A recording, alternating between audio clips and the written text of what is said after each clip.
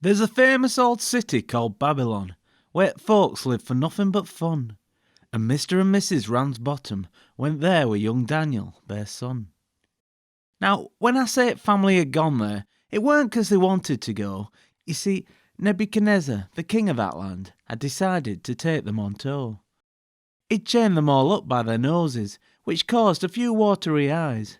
And when old King Neb said it's time we were off, they all felt the urge to comply. Now, apart from the chains and the floggings, the Jews, they weren't treated that bad, and Daniel were chosen to work for the king, although he were naught but a lad.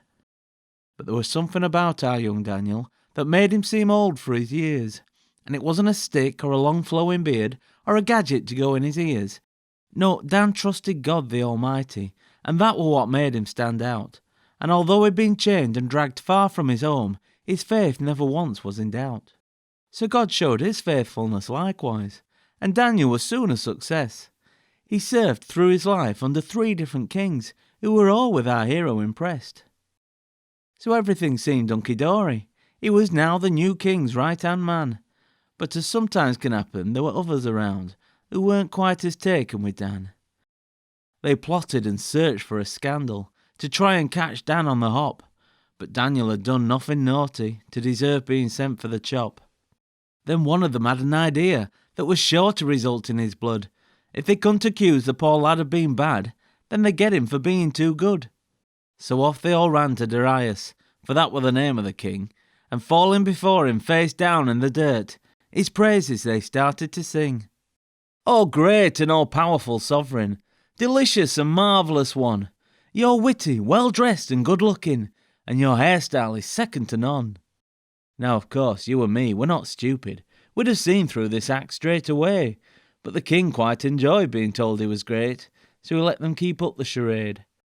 "We reckon you're worthy of worship," they continued whilst kissing his feet, and the king in his pride was inclined to agree, so the treacherous plan was complete.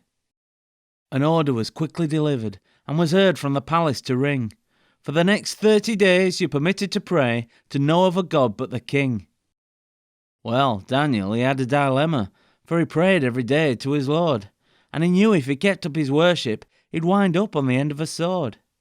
But our plucky young hero was steadfast. He would worship as ever before, so he knelt at the window and prayed to his God, not caring if anyone saw. But before he could say, "Our Father," he was chained up and carried away, and the king had no choice but to order him thrown to the lions that very same day. So into the death pit they threw him, and oh, how the lions were pleased, 'cause all they'd been eating for nigh on a week were some crackers and Wensleydale cheese. And so, with his fate fast approaching, Daniel prayed one last prayer with a gulp. "Lord, I'm coming up fast to be with you at last, though I may be nought more than a pulp."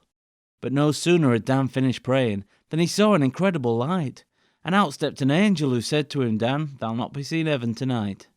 Then he pulled out a sword from his tunic and started to wave it about, and if ever a lion came close to our Dan, the angel had give it a clout. So Daniel was safe from being eaten, and the king, he was ever so pleased. He said, "Daniel, I'd never have thought it were true, but now that I've seen, I believe." Now there's a moral to learn from this story, that no matter what anyone says, when deciding which god you should worship, choose the one with the power to save.